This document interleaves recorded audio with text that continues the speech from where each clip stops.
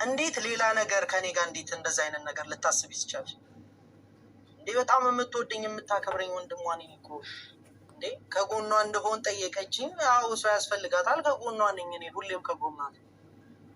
ከሁለቱም ከብሩኬ ጋርም ቢሆን በማስፈልገው ሰዓት አለው እና ያንን ነገር ደግሞ አታድርግ ልትይኝ ወይንም እንደዚህ አትሁን ልትይኝ አትሽኝ። ማንም ደግሞ እንደዛ ሊለኝ አይችልም። የትኛውን ቦታ ላይ ጓደኞቼ ናቸው፣ በጣም እጨነቅላቸዋለሁ፣ አስብላቸዋለሁ። የእነሱ ጉዳይ ነው። እነሱ የሆነ ነገር ውስጥ እንዲገቡ አልፈልግም። ላይ እየተፈጠረ ያለውንም ነገር ለማስተካከል ነው እንጂ እየጣርን ያለ ነው ነገሩን ለማበላሸት፣ ነገሩን ወደ ሌላ ነገር ለመክተት አይደለም። እና ብቻ ግን እግዚአብሔር እኔ እንጃ፣ አንዳንድ ናችሁ። አንድ ሰው ነው ቴክስት ያደረገልኝ፣ አይደረግም እንደዚህ አይነትም ነገር እና ልናስበውም የማንችለው ነገር ነው። ብሩኬ በጣም የምወደው የማከብረው ወንድሜ ነው። የእሱን ክፉ አልፈልግም። የእሱን አንድ ቅንጣት የምታክል እንትን ምንም ነገር እንዲሆንብኝ አልፈልግም። በቃ ምን አለፋችሁ ከወንድሜ። አሰላሙ አለይኩም ወረህመቱላሂ ወበረካቱ። አሸማ ሀርከፉን እንዴት ናችሁ? ሰላም ናችሁ? አለን ጅራ ጅርቱ አዞ ፍጹም ይጋጠማል። እንደዚህ አይነት ሰው እኮ ሰው ዝም ካላችሁ ዝም አይልም። ጥሩም ሰራችሁ መጥፎ ሰራችሁ ሰው ማቦጮቅ አይቀርም። ፍጹምዬ አይቀርም የትም ዝም ካልክ ለምንድነው ዝም ካልክ? ወጣና ንግርኝ ያሉ ነው እኮ ሲደብኝ ያሉ ነው እኮ። እናንተ ደግሞ እንደዚህ እናንተ ባል ስለ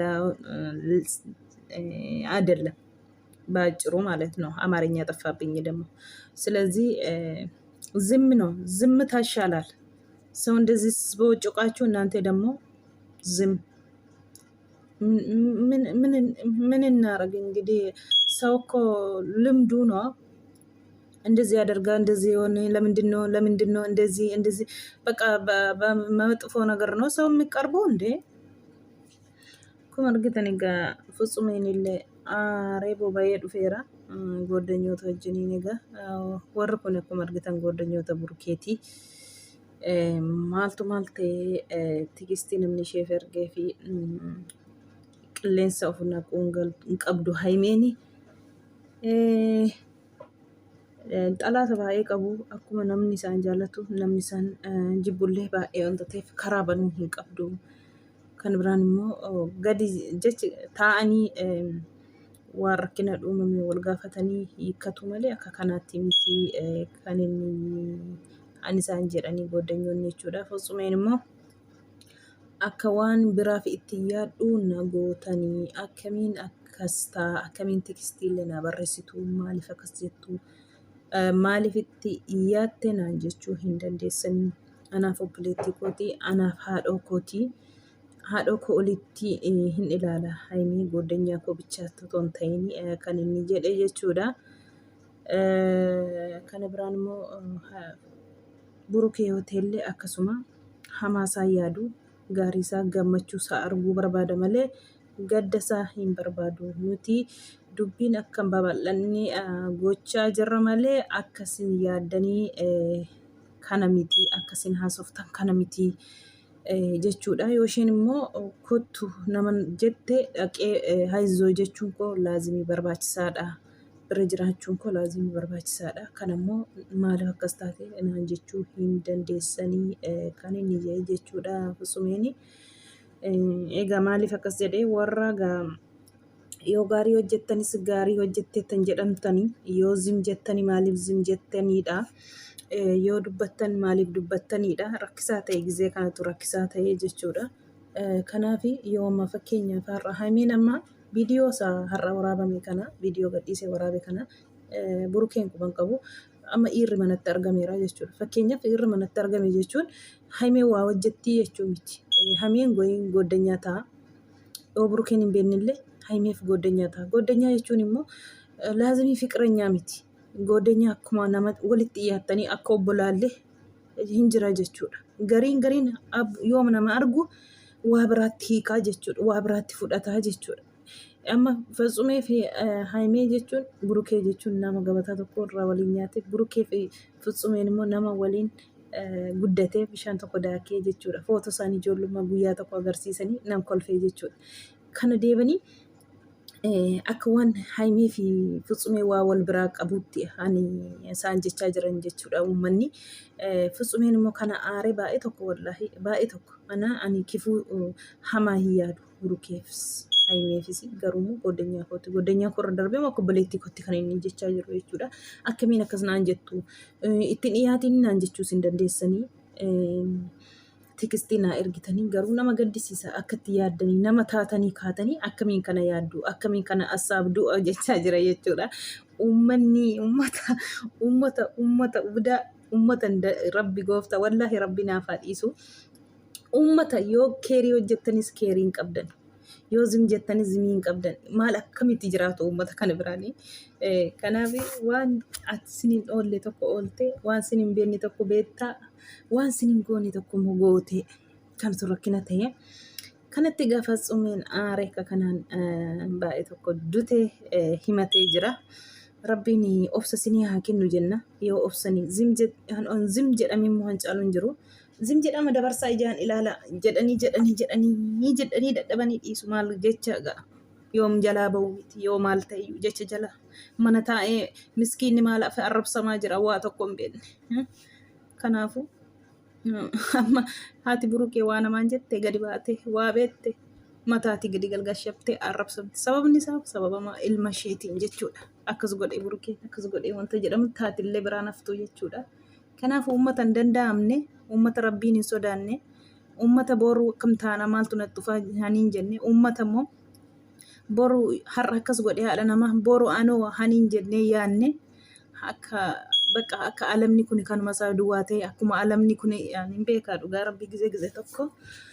Kanaafuu abshirii Fatsumee koo mataan nu dhukkubee wallaahi maal goonaa miti rabbiin.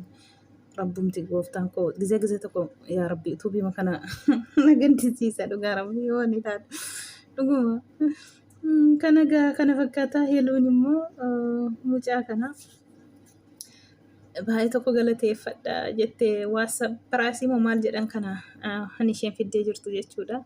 Luluu jetti sayyuu maqaasaa kanii otoo baay'een deemiin akkanii jireenyi koo hin banne kan na godhe Luluudha. Kanaafi kana qopheesseeraa fi har'a baay'ee tokko otoo ani isa arrabsu otoo ani ofirraa isa dhiibu otoo ani waan hin taane isa jedhu immoo jireenya koo akka hin banneef hanna qaqqabee haqa caaccaa na qabsiise isadha. Misgaana gashuufii fi har'a galatoomii jechuu jedhanii isheen jettee waamte jechuudha. Akka kanaan immoo kanaa booda mirti misti hoonaaloo maal jechuudha. Achumaan hafe egaa akkasuma jedhamee hafe ani maaliif itti guutare waan abbaan hin jenne egaa. Mirti jettee kaatee moo iste mirti itteetee mirti misti etee immoo hin barre. Kanaafuu galatoomii Luluu kan yennaatiin akkanii ani hallayyaa bu'een kufne kan na goote galanni sii malaa ani akkanii natti hin dukkanaane dukkana keessaa gara ifaatti bahe kan naan jette sadarkaa kana otoo itti seenee baay'een fagaatiin lapheen nan cabiin asuma iyyootti keessaa kana baaste galatoomii jette jirte. Oolumaa qabatti jechuudha. Maaliifi ishumti xiqqittiin kun laphee namiitee jirti. Otoo kana mitiramee qandeemiin immoo kan kana jalaa na baastee galanni siifaa ta'uu galatoomi Luluu jechuun dubartiidha malee kamiin dhiira Luluu jedhama. Balaan buute. Akkasitti misgaanaa gashuu fi faashaa gooteetti. Egaa isaan tokko immoo kan viidiyoo kana arganii aaruun hin nafu egaa warreen gadda qalabetiitti gaatee ati ishee barbaadde jedha durumaanu maaltu itti dhagahame heelu murteessite moo afaanumaan immoo yaa heelu murteessite keessaa baate amma muluutti immoo akkam akkasii maal goona gaa dubbiin kana fakkaata galatuun jettee jirti walumaa galatti. gara booda saamuu garatti adeeman egaa walumaan ilaalla. Otoo namni akkas hin ta'in akkas jette jechuun illee cubbuudha. Nan sodaadha beektanii. Waan tokko gizman qalbiif akkas waraabu kana viidiyoo kana dhugaa rabbii hin sodaadha. Hin sodaadha. Sodaa jechuun waan nam tokkoon oolte waan jedhe ka'ee baay'ee tokko walii isaan beekuun sodaadha. Dhugaa rabbii waanuma namichi haasa'uu barbaada malee waan hin jirre kana yoo fidee itti dibe immoo nan sodaadha. Wanta ta'eef naafillee hin ta'u.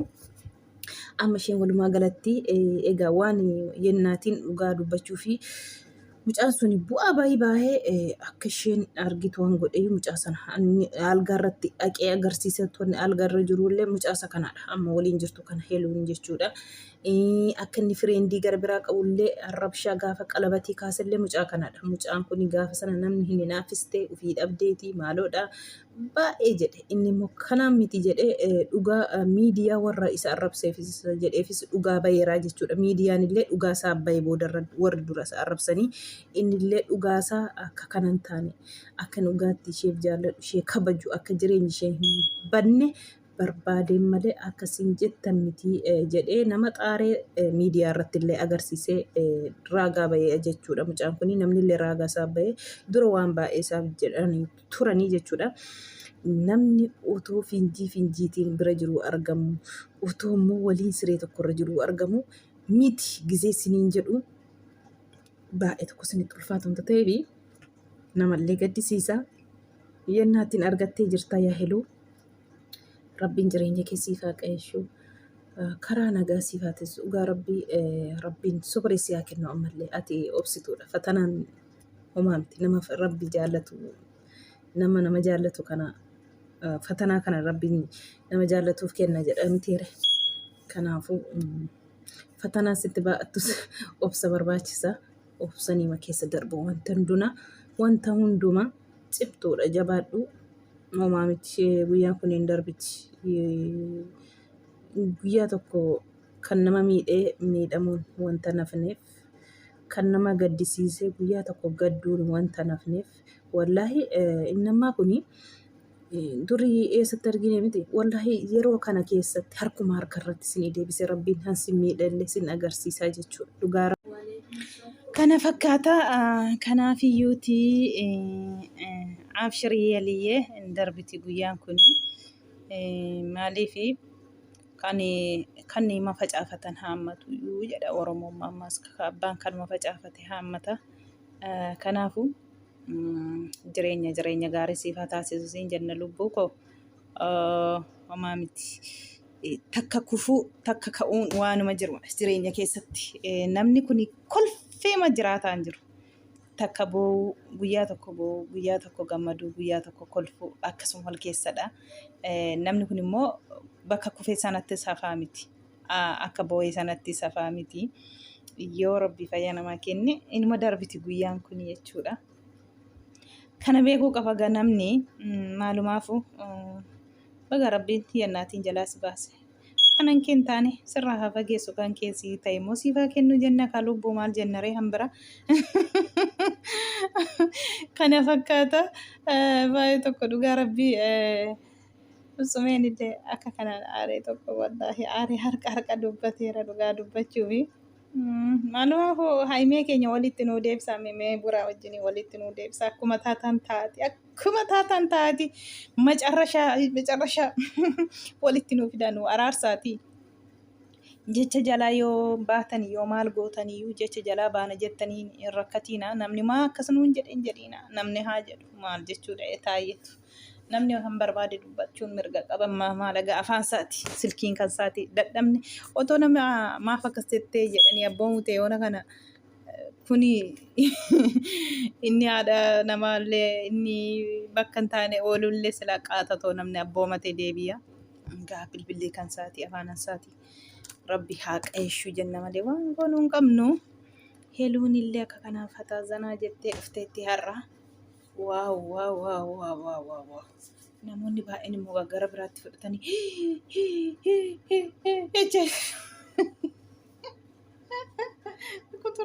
saayitii waanuu kennamtuun egaa waanuu gadhiifamtuun ajandaan saayitii isheen nuu gadhiifamtuun nutillee bashannana jenna dhugaa rabbii nuti illee sa'aatii sanatti harka cabacabna cabcabii nutis yaa salaam.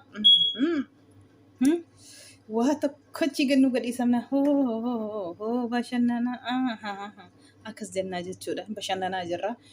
Akkasuma waan gaariitti nu gadhiisa viidiyoo kana fakkaatti warri laayikii sheer naa gootan hundi keessan galatoomaa isiniin jedha uummata koo